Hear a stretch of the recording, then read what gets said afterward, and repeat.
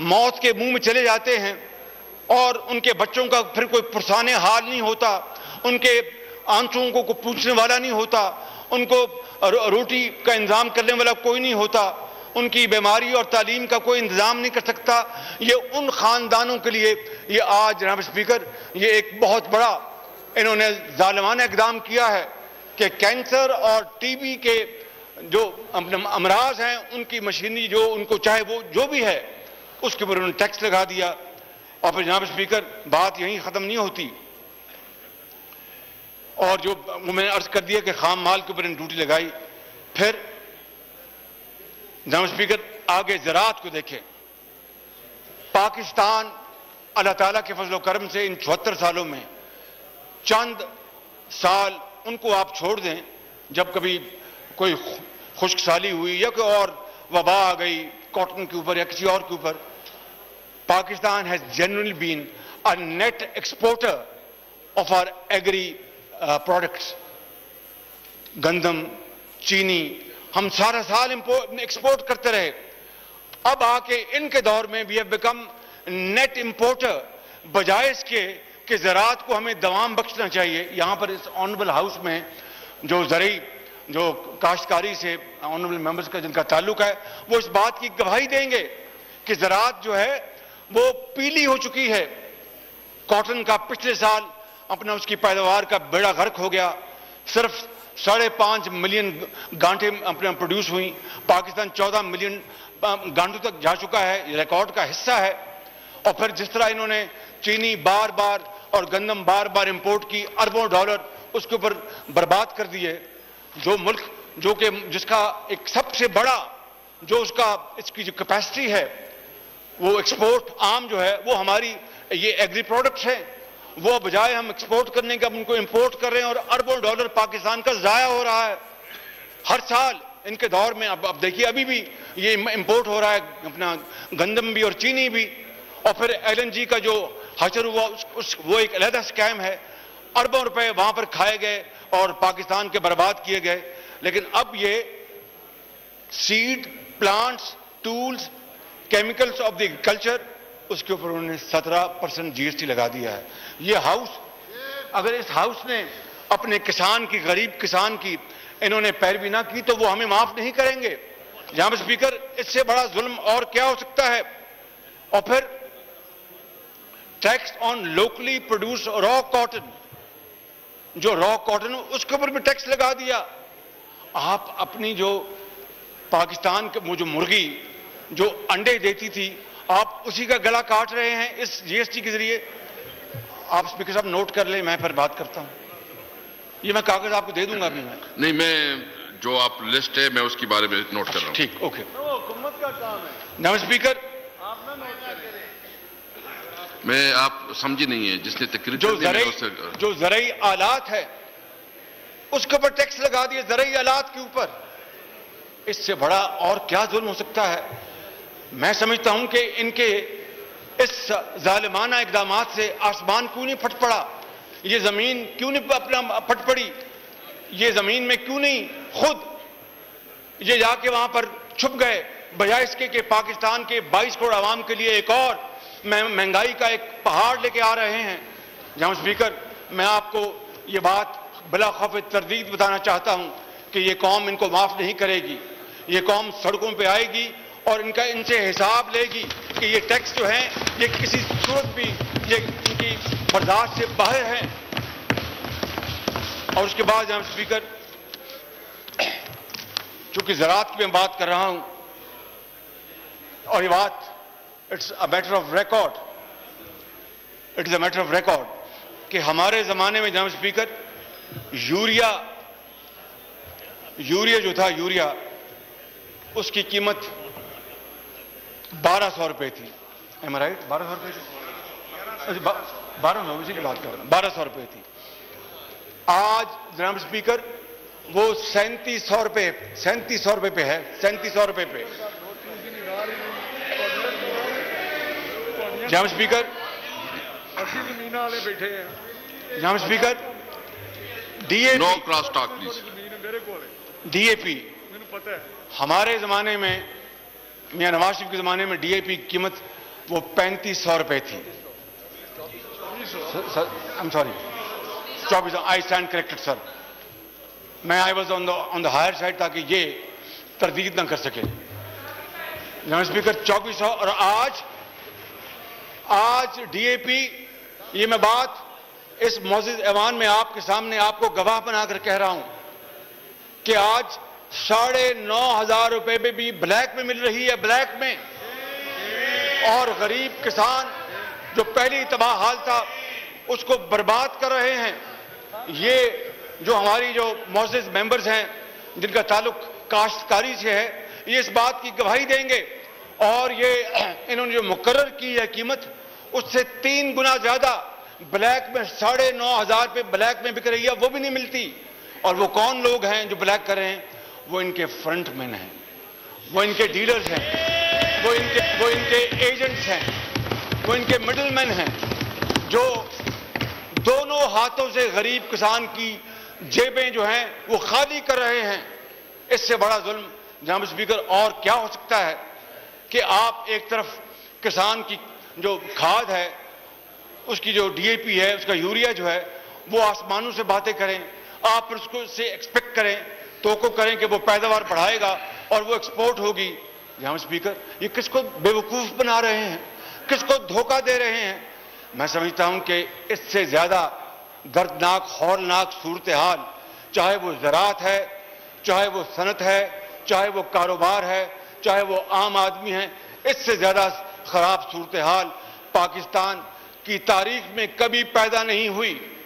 और मैं जनाब स्पीकर ये अर्ज करना चाहता हूं आपकी खिदमत में कि इन्होंने हमारी जो माशी कश्ती है वो तो डुबो रहे हैं, ये हमारी जो सिक्योरिटी की जो कश्ती है उसको भी अल्लाह ना करे डुबोना चाहते हैं। इन हालात में मैं समझता हूं जनाब स्पीकर कि आपसे मेरी इल्तिजा है, मैं ज्यादा वक्त नहीं लूंगा, मैं जल्द अपनी बात खत्म करूंगा।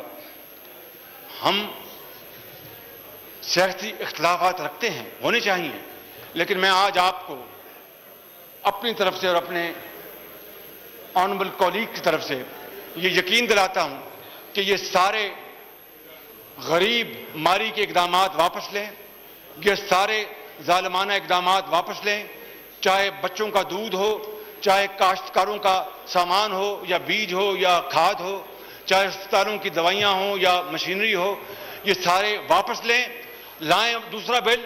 हम इंशाअल्लाह नियत के साथ इनका साथ देंगे और IMF का जो प्रोग्राम है उसको कामयाब करवाने के लिए कोशिश करेंगे।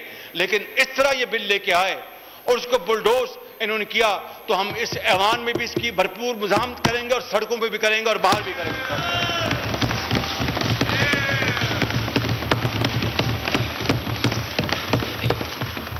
यहां स्पीकर, सिर्फ $1 अरब के लिए ये अपनी पाकिस्तान की मईशत और आज़ादी को गिरवी कर रहे हैं।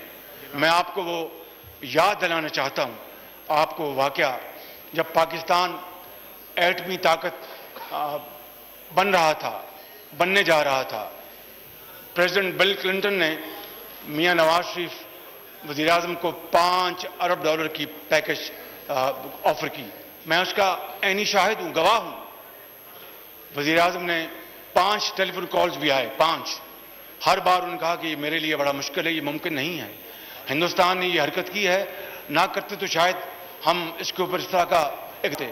अब मेरे पास कोई चारा नहीं है। ये $5 अरब की आपकी पेशकश, बहुत मेहरबानी, बहुत शुक्रिया जनाब सदर, लेकिन मैं पाकिस्तान के अवाम का मैं मुस्तकबिल तारीख नहीं कर सकता। मैं इसको नहीं लूंगा, मगर पाकिस्तान की इज्जत पर मैं आंच नहीं आने दूंगा। और अल्लाह ताला के फजल करम से पाकिस्तान कायम दायम रहा।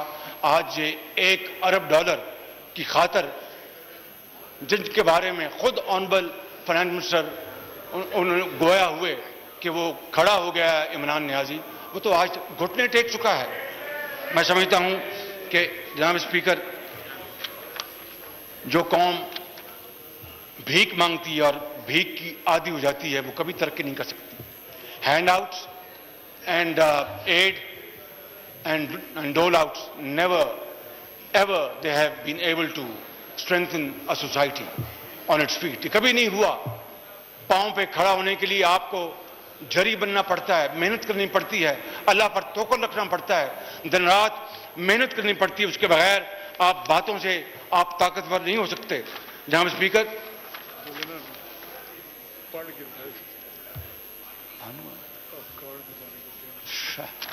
जनाब स्पीकर, मैं चंद मिनट और लूंगा आपके। मैं जानता हूं कि आप आंखों में इशारे कर रहे हैं कि मैं अपनी तकरीर खत्म करूं। जनाब स्पीकर, ये बचपन से आदत है। मैं गुजारिश करना चाहता हूं कि आवाम से पूछें, आम आदमी से पूछें कि महंगाई है कि नहीं। सिर्फ चंद हफ्ते पहले जनाब स्पीकर, केपीके के गयूर और बहादुर अवाम ने जो जिल्लत अमेज शिकस्त इनको हुई वहां पे, उन्होंने बता दिया और कौम को बता दिया कि महंगाई है कि नहीं।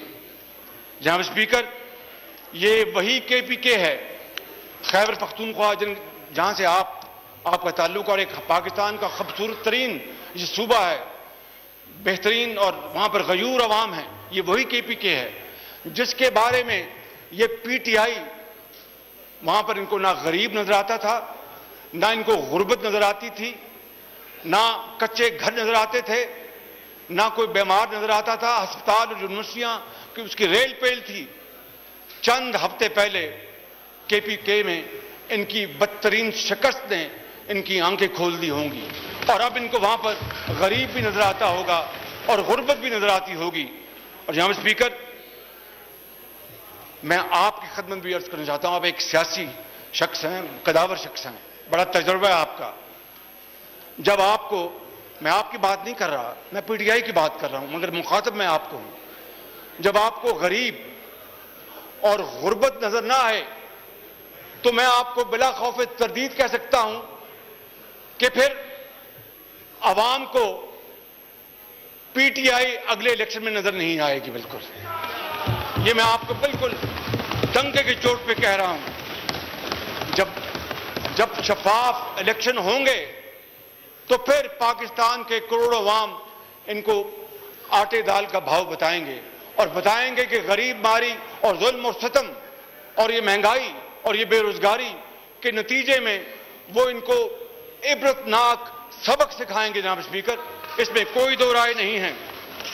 आज एक मजदूर से पूछें, आप तो आम आदमी में फिरते हैं, आप अच्छी तरह जानते हैं।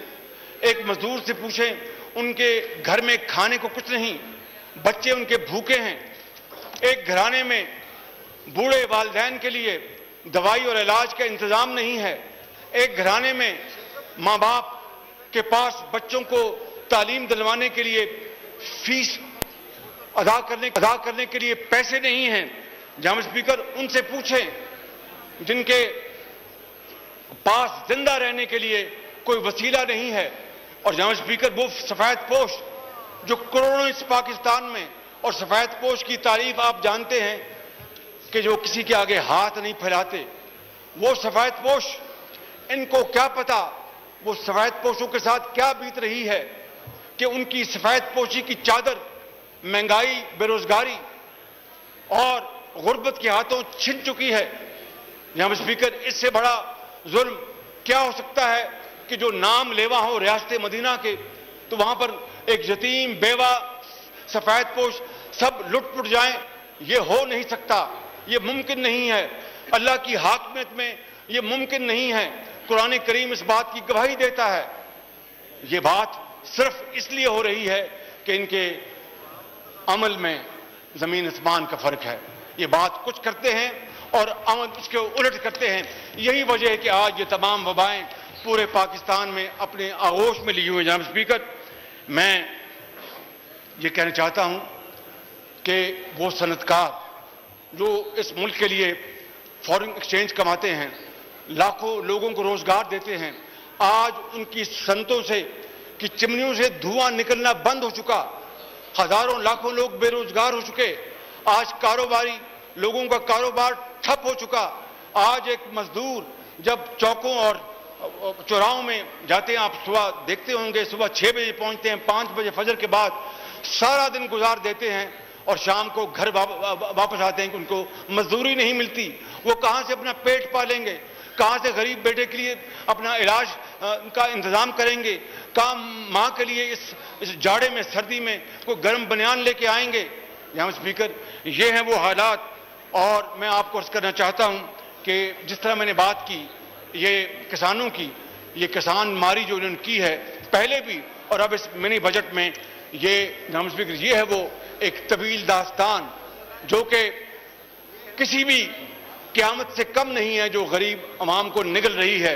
मगर मैं ये बताना चाहता हूं आपको, ये बात मेरी नोट कर लें जनाब स्पीकर, कि वो दिन दूर नहीं जब गुर्बत, बेरोजगारी, महंगाई से सताए हुए अवाम का एक गजबनाक रेला वो निकलेगा और इस तारीख की सबसे नकम्मी, नाहल और करप्ट पीटीआई की हुकूमत को वो खसो खाशाक की तरह बहा ले जाएगा। थैंक यू जी।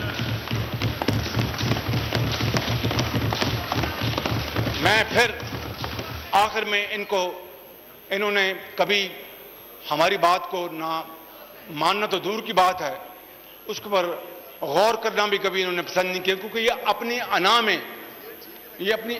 में गिरफ्तार हैं, अपनी जिद में। इकबाल के इस बात पे, इस शेर पे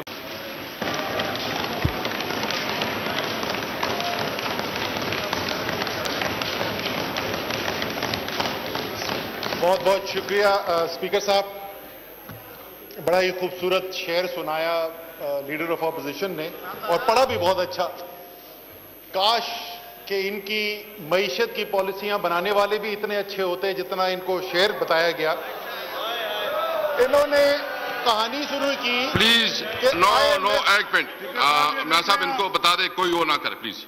IMF का गुलाम बनाया जा रहा है, तहवील में दिया जा रहा है और कौमी गैरत के लिए खड़े होने की जरूरत है और सिर्फ $8 बिलियन के लिए यह नहीं करना चाहिए। तो शायद ऑनरेबल लीडर ऑफ ऑपोजिशन तक ये खबर नहीं पहुंची कि 4 दफा इनकी हुकूमत IMF के साथ मुआहदे कर चुकी है, 7 दफा उनकी हुकूमत कर चुकी है। तो ये लेकिन चले गैरत का दर्स आ गया, चले गैरत का दर्स आ गया। Please order in the house, please order in the house, please order in the house please. लेकिन जरा सा ये भी फिर याद दिला दें, क्योंकि ये बात हो रही है गैरत की, पुरानी बातें याद दिला रहे हैं, जरा ये भी याद दिला दें कि जब ये हुकूमत छोड़ के गए थे, दूध और शहद की नदियां जिसमें बह रही थी, तो सूरत हाल क्या थी। इसी हॉल में स्पीकर साहब, इसी हॉल के अंदर मैं खड़ा हुआ। मैडम आप प्लीज आप शोर ना करें प्लीज जी प्लीज। सर मैं इसी हॉल के अंदर खड़ा हुआ, 2018 के शुरू के महीने थे, जनाब मिफ्ता इस्माइल फाइनेंस मिनिस्टर थे और मैंने कहा जनाब कि जिस रफ्तार से आपकी मईशत डूब रही है तो ये Titanic is about to hit the iceberg, यानी आप तबाही की तरफ जा रहे हैं। ये मेरे अल्फाज थे, मैं तो एक ऑपोजिशन का MNA था। जवाब में खड़े हुए जनाब मिफ्ता इस्माइल साहब, क्लिप अगर चाहिए तो मैं दोबारा किसी भी मेंबर को प्रोवाइड कर सकता हूं। मिफ्ता इस्माइल साहब ने कहा कि असद उमर सही कह रहे हैं, लेकिन टाइटैनिक एक बहुत बड़ी कश्ती है, हम उसको आहिस्ता आहिस्ता आइसबर्ग से बचाने की कोशिश करें। ये दूध और शहद की नदियां छोड़ के गए थे, जो आज बोल रहे हैं कि मईशत को तबाह कर दिया गया। फिर इन्होंने जनाब बात की, जी सर बिल्कुल सुनाइए ऑडियो, हमारी जरूर सुनाइए, हम आपको बताएंगे। उसी ऑडियो पे खड़े हुए आज तक हम वो वाली ऑडियोज की भी बात नहीं करते जो आजकल हर 2 हफ्ते के बाद आती है। वैसे थोड़ा सा मैं जिक्र करूंगा, उसमें कुछ बातें हुई हैं उनका मैं जिक्र करूंगा। लेकिन जरा इधर आ जाए सर, एक बड़ी जबरदस्त नसीहत की वजीर अपने लीडर ऑफ ऑपोजिशन ने कि चार्टर ऑफ इकोनॉमी पे काम करना चाहिए और साथ मिलकर एक चार्टर ऑफ इकोनॉमी साइन करना चाहिए। जनाब लीडर ऑफ ऑपोजिशन के भाई, इनके बड़े भाई, मोहतरम भाई 3 दफा वजीर आजम पाकिस्तान के रहे। जरा मुझे यह बता सकते हैं कि उन 3 मुस्लिम लीग नून की और नवाज शरीफ की हुकूमतों में से कौन सा चार्टर ऑफ इकोनॉमी था जो इन्होंने साइन किया था ऑपोजिशन के साथ? अगर कोई एक किया तो हमें बता दें। अच्छा, बनाया था आपने, साइन कौन सा किया था ऑपोजिशन के साथ?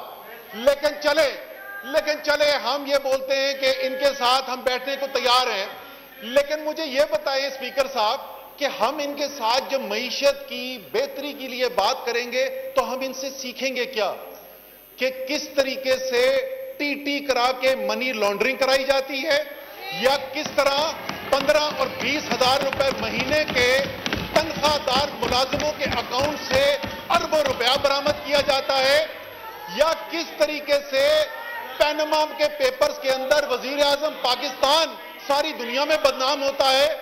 क्या ये इस तरीके से सर जी सर सुनने आप तशरीफ जब रखें। बात करते हैं जब बात करते हैं तो सुनने का जज्बा रखा करें। राणा साहब तशरीफ रखें, तशरीफ रखें प्लीज, तशरीफ जब बात करते हैं रखें, ना तशरीफ सुनने का रखें, जज्बा रखा करें। तशरीफ रखें, इस तरह नहीं होता। अच्छा जी प्लीज। फिर आप उन्होंने तशरीफ बात रखें। की, फिर उन्होंने अल्फाज के चुनाव की बात की। आप तशरीफ रखें प्लीज, तशरीफ रखें प्लीज। सर स्पीकर साहब फर्क नहीं पड़ता, जितना मर्जी शोर हो, जितना आप तशरीफ मर्जी इस तरह ना शोर हो, करें ना, इस तरह सच ना की करें। आवाज दबाई नहीं जाती। एक मिनट, इस तरह ना करें, आपकी तफसीर अच्छा यहाँ साहब इसको बता दें, इसको बैठा दें, यहाँ साहब इसको बैठा दें प्लीज, इसको बैठा दें।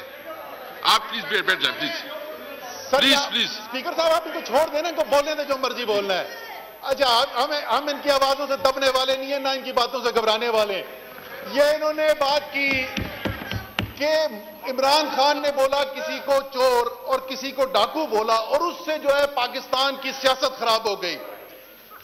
सर जनाब मोहतरम मियां मोहम्मद नवाज शरीफ 3 दफा के वजीर आजम पाकिस्तान, किसी को अगर वीडियो चाहिए वो भी दिखा देंगे।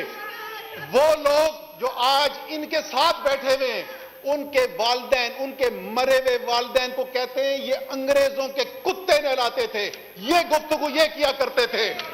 जो मोहतरमा बेनजीर भुट्टो के बारे में अल्फाज इस्तेमाल करते थे, मैं दोहरा भी नहीं सकता, वो आपने भी सुनी है, वो इन्होंने भी सुनी है कि क्या अल्फाज इस्तेमाल करते थे। जो चले गए सर, हिम्मत नहीं होती, सच सुनने की हिम्मत नहीं होती, सच सुनने की हिम्मत नहीं होती, ऐसा ही होता है, फिर जाना पड़ता है। Leader of opposition Asif Ali Zardari को क्या कहते थे? अली बाबा और 40 चोर। वो हमें याद दिला रहे थे कि इलेक्शन से पहले हमने क्या कहा। क्या इनको याद है? अगर नहीं याद है तो उसकी भी वीडियो दिखा देते हैं। कहते हैं पेट फाड़ूंगा, खम्भों से लटकाऊंगा, आसिफ जरदारी को पाकिस्तान की सड़कों पर घसीटूंगा। किधर गया वो पैसा? अगर वो पैसा ले आए होते तो शायद IMF जाने की जरूरत ना पड़ती। आखिरी जो मैं बात कर रहा था, आजकल ऑडियोज आती हैं, क्या कहा जाता है? स्पीकर साहब, ये तो ऑपोजिशन को हुकूमत को ऑपोजिशन वाले सख्त बातें बोलते हैं। चले, ये पाकिस्तान की सियासत का हिस्सा रहा है, लेकिन सर मुझे ये बताएं कि सहाफियों के बारे में कभी आपने ऐसी गुफ्तगू सुनी है? और कोई छोटा मोटा लीडर नहीं, एक 30 साल 40 साल से सियासत करने वाला मियां नवाज शरीफ के करीब तरीन साथियों में से एक परवेज रशीद किससे बात कर रहे हैं? मरियम नवाज से बात कर रहे हैं। और वो कितने सीरियस है, वो कितने सीनियर है कि वो मरियम नवाज उनको अंकल कह रही हैं। अच्छी बात है, वो उनसे रिस्पेक्ट से बात कर रही हैं। परवेज रशीद साहब कहते हैं ये जो सहाफी हैं ये कुत्तों की तरह भौंकते हैं। सर, ये किसी ने आज तक पाकिस्तान में सहाफियों के बारे में बात की ऐसी? सर, सुननी पड़ती है। जब आप बोलते हैं ना तो सुनने के लिए तैयार हो जाया करें। फिर उन्होंने दावा किया कि फैटअप के बिल के लिए हम मदद करने को तैयार थे। पहली बात तो सिर्फ याद दहानी के लिए, इनकी भी और कौम के लिए, ग्रे लिस्ट में पाकिस्तान को फैटअप ने मुस्लिम लीग नून की हुकूमत में डाला था, तहरीक इंसाफ की हुकूमत नहीं। वो बेचारा हमाद अजहर उस वक्त से काम कर करके अच्छा बड़ा नौजवान, उसके बाल आधे ग्रे हो गए, वो फैटअप ठीक करते करते ये जो खराबी पैदा करके गए थे। लेकिन स्पीकर साहब, आप तो हाउस के कस्टोडियन हैं, आपके पास तो तमाम रिकॉर्ड मौजूद हो रहा है। ये कहते हैं कि हमने फैटअप के ऊपर वोट डाला था। मैं फ्लोर पे चैलेंज कर रहा हूं इनको, फैटअप के बिल का वोट निकाल के देख ले, इन्होंने मुखालफत की थी। ये तो ये इनके अपने साथी इनके पास हैं नहीं, आपस में इनके दराड़ें पड़ी हुई हैं, वोट ये डलवा नहीं सकते, इसलिए शिकस्त फाश हुई थी उस दिन। अच्छा जी, फिर आ जाएं जनाब, कुछ इन्होंने कुछ दावे किए, कहते हैं जनाब के टैक्स हमने जितना जमा किया था वो आज तक नहीं जमा हुआ। टैक्स कितना जमा किया था सर? रिकॉर्ड की बात है, अभी निकलवा के देख लेते हैं। इनका आखिरी साल जो था 3,800 अरब रुपए, 3,800 अरब रुपए टैक्स इन्होंने इकट्ठा किया था। हमारा पिछला साल कोविड का साल, दुनिया की मईशतें लेटी हुई थी, हमने पिछले साल 4,700 अरब रुपए इकट्ठा किया और इस साल इंशाल्लाह 6,000 अरब से ज्यादा इकट्ठा करने जा रहे हैं। यानी इन्होंने जितना टैक्स इकट्ठा किया था उससे 60% ज्यादा टैक्स इकट्ठा हो रहा है। दूसरा इन्होंने दावा किया, एक तो खुदा की कसम मैं बोलता हूं कि मैंने पहले भी बोला है, ये मियां शहबाज शरीफ के साथ कुछ साजिश कर रहे हैं नून में। इनको तकरीर में जान जान के गलत अदाद शुमार बताए जाते हैं ताकि ये कुछ स्टेटमेंट दें और उसके बाद सारी कौम के सामने नजर आ जाए कि वो स्टेटमेंट जो है उसको झुटलाया गया। वो बात कर रहे हैं सर्कुलर डेट, गर्दिशी कर्जे की बात कर रहे हैं। सर आखिरी साल मुस्लिम लीग नून का जो था उसमें एक साल में 450 अरब रुपए का गर्दिशी कर्जे के अंदर इजाफा हुआ था, रिकॉर्ड की बात। जो पिछला साल हमारा गुजरा उसमें एक साल में 130 अरब रुपए सिर्फ इजाफा हुआ, यानी 1/3 से भी कम हो गया। ये इनकी परफॉर्मेंस थी, खुदा का वास्ता जिसमें अपनी जिल्लत हो, अपनी बिस्ती हो, उस चीज को तना रेज किया करें। फिर आगे जनाब मईशत तबाह होगी। चले स्पीकर साहब इसके ऊपर बात करते हैं, मईशत तबाह हुई कि नहीं हुई। इन्होंने कहा कि हमारी आखिरी साल में मईशत के सिर्फ एक साल इनका मईशत का 5% से ज्यादा इजाफा हुआ, मईशत की रफ्तार में 5.3% में हुआ। स्पीकर साहब कोविड के साल के अंदर जैसे मैंने कहा जिस वक्त दुनिया में तमाम मईशतें लेटी हुई थी, उस साल पाकिस्तान की मईशत ने जो जिमनी अंदाजा लगाया गया, जो उस वक्त जो मार्च के महीने के आदाद शुमार पे था, तो 4% इजाफा हुआ हमारी मईशत में। आपको खुशी होगी कि जो उसके बाद आखिरी सहमाई आई उसमें हमारी बड़ी सनतों की रफ्तार जो है वो 12 से 13% थी। और इंशाअल्लाह ताला जनवरी के महीने में जब हम आपको पिछली साल की फाइनल फिगर्स आपको देंगे तो आपको नजर आएगा कि ये पिछले साल की जो हमारी ग्रोथ थी इकोनॉमी की वो 4% नहीं, वो 5% के करीब हुई। और इंशाअल्लाह ताला इसी तरीके से इस साल जो है 4.8% हदफ है, लेकिन पहला जो 6 माह गुजरे हैं उसकी बुनियाद के ऊपर अब नजर आता है इंशाअल्लाह ताला ये 5% या उससे ज्यादा मईशत की ग्रोथ इस साल दोबारा होने वाली है।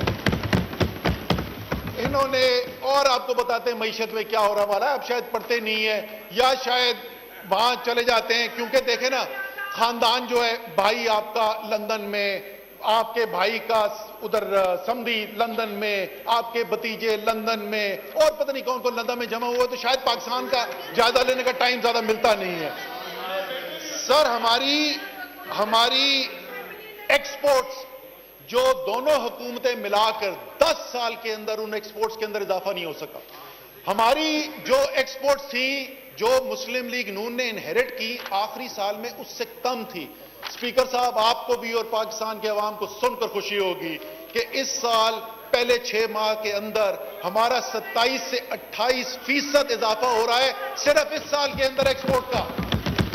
और जो पाकिस्तान की तारीख की सबसे ज्यादा एक्सपोर्ट होने जा रही है, जो बाहर बैठा हुआ पाकिस्तानी है, क्योंकि उसको इमरान खान की जात पे एतमाद है, उसको इस हुकूमत की दयानत पे एतमाद है। रिकॉर्ड तरसील जर हुई है बाहर से, गैर मुल्की जो पाकिस्तानी बैठे में, वहां से पिछले साल भी रिकॉर्ड था, इस साल उससे बड़ा रिकॉर्ड बनने वाला है। एक्सपोर्ट्स के अंदर भी, रेमिटेंसेस के अंदर भी रिकॉर्ड इजाफा होने जा रहा है। आईटी की एक्सपोर्ट मुस्तकबिल है जी, टेक्नोलॉजी की दुनिया के अंदर क्या हो रहा है। मैं आऊंगा भी आखिर में एग्रीकल्चर पे, क्योंकि सबसे ज्यादा पाकिस्तानी उससे होते हैं इफेक्ट। आईटी की एक्सपोर्ट के अंदर स्पीकर साहब वही 1.2 1.3 अरब डॉलर पे फंसी हुई थी, एक्सपोर्ट बढ़ती नहीं थी। पिछले साल एक साल के अंदर 47% इजाफा हुआ और इस साल उसके ऊपर 38% इजाफा हो चुका है और इंशाल्लाह इसमें और तेजी आएगी आगे। मईशत, इतना किसान का रोना गाया, ओए जो रोना किसान का, तो मैं तो समझा कि इससे बड़े किसान के हमदर्द शायद पाकिस्तान की तारीख में गुजरे ही नहीं है। सर, मुस्लिम लीग नून की 5 साल की हुकूमत के अंदर, 5 साल की मुस्लिम लीग नून की हुकूमत में जितना किसान की आमदनी में इजाफा हुआ था, उससे ज्यादा इजाफा सिर्फ पिछले 1 साल में पाकिस्तान के किसान की आमदनी में हुआ है। यह आमदनी में इजाफा हुआ कैसे? सर, ये बोल रहे थे कि पाकिस्तान का पोटेंशियल एग्रीकल्चर का, पाकिस्तान के एग्रीकल्चर के पोटेंशियल का तो आपने बड़ा गरक करके रख दिया था, हमारी प्रोडक्शन गिर रही थी। सर, पिछले साल पाकिस्तान की तारीख की गंदम की सबसे बड़ी फसल, पिछले साल पाकिस्तान की तारीख की चावल की सबसे बड़ी फसल, पिछले साल पाकिस्तान की तारीख की मकई की सबसे बड़ी फसल और गन्ने की दूसरी सबसे बड़ी फसल। इस साल इंशाल्लाह चावल की पाकिस्तान की तारीख का एक और नया रिकॉर्ड, सबसे बड़ी फसल पाकिस्तान में गंदम की इंशाल्लाह ताला फिर रिकॉर्ड फसल होने वाली है, गन्ने की पाकिस्तान की तारीख की सबसे बड़ी फसल और मकई की एक दफा फिर पाकिस्तान की तारीख की सबसे बड़ी फसल। तो एक तो जो फैसिलिटीज दी, जो सहूलतें दी, जो उसने खाद डाली, जो उसको बीज दिया गया, उसकी वजह से उसकी पैदावार में इजाफा हुआ। दूसरा, ये मिले हुए थे कार्टेल्स के साथ, चंद जो माफिया वाले उनके साथ ये मिले हुए थे, किसान को कीमत मिलती नहीं थी। पूरे 5 साल के अंदर किसान को, 5 साल में मुस्लिम लीग नून के गंदम के अंदर सिर्फ 100 रुपए मन इजाफा किया गया, 100 रुपए मन इजाफा 5 साल के अंदर। स्पीकर साहब, आपको खुशी होगी कि तहरीक इंसाफ की, इमरान खान की हुकूमत आने के बाद अभी तक 550 रुपए फी मन का इजाफा किया जा चुका है किसान को जो कीमत मिल रही है।